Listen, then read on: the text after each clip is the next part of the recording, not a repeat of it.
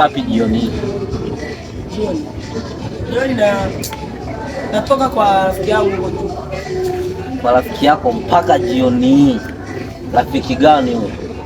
Kwa hiyo kaka, siku hizi tumeanza nitapoenda nikutaarifu.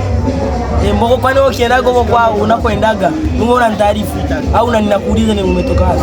Rafiki yako Peter alikuwa hapa leo. Na ndio rafiki yako mkubwa, unasema ulikuwa kwa rafiki yako. Rafiki yako gani? Kwa hiyo wewe marafiki zangu wote unawajua, kila rafiki lazima umjue. Wewe jua nilikuwa kwa rafiki yangu. Sawa.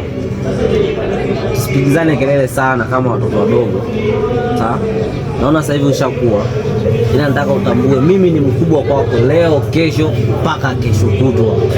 Kwani sijakataa wewe ni mkubwa, sijakataa sawa, wewe ni mkubwa, ila kunipangia ndo staki. Tusiingiliane. Kwani juzi umerudi saa 3 nimekula nini, nimekutafuta? Nina swali moja kwako. Mara ya mwisho unaripoti shule ilikuwa ni lini? Shule. Na usinifiche, kuwa mkweli. Sasa hivi kama mwezi wa... Sio sasa hivi, kuwa mkweli. Ni mwezi wa 3, mimi sijui tarehe ngapi. Kwani sasa mimi nianze kali tarehe unanipa kalenda? Mambo gani hayo? Naona umekuwa mdogo wangu. Sasa hivi ushawajua wasichana. Mpaka unanipandishia sauti. Na sio sauti tu. Naona una maamuzi na wewe kwamba sasa hivi unaamua unachojisikia. Ukumbuki wazazi wameondoka wakatuachia na maagizo gani? Sasa hivi tangu unajua wanawake, unajua wasichana. Umekuwa mkubwa. Mara ukishajua wasichana na umeshajua kila kitu. Hii ni dunia. 90% ya huyo msichana unayetangatanga naye, mimi nikuweke wazi, ana ngono. Kwa hiyo sio UTI sugu. Kwa hiyo siku hizi brother tumeanza kupangiana au sio? Kwa hiyo brother, wewe kwa kuwa umeshaanza kujenga, unapanda panda ngazi na manyumba yako huko, unafikiria kila kitu kinapanda panda na kupanda kichwani wewe ni ngazi. Brother, hebu jiheshimu basi. Ando. Au brother wewe jao ni. Amna, nisikize. Vitu vingine tunaachana navyo. Sikia kwanza. Sasa dogo, sikia, tuachane na hayo. Si unajua mimi na familia, damu ile. Wazi kabisa, sio hata mimi naelewa. Sasa ndio nitaja uzao. Sikia. Kuna kademu hivi na kacheki.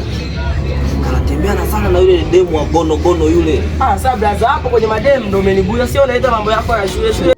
Ona unapopenda gono. Wewe kume brother, wewe tumetoka kwenye mambo ya mademu, unaingiza mambo ya shule. Hivi brother, mbona usieleweke hivi? Unataka mademu, unataka shule. Niko kwa tema. Kamzimu.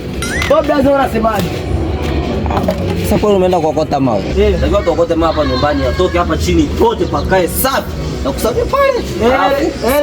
Elewekaga maliza mimi nitakwambia sentensi. Alafu sikia. Hoja kuna kabisa hivi nitakiwa nione nako sasa hivi.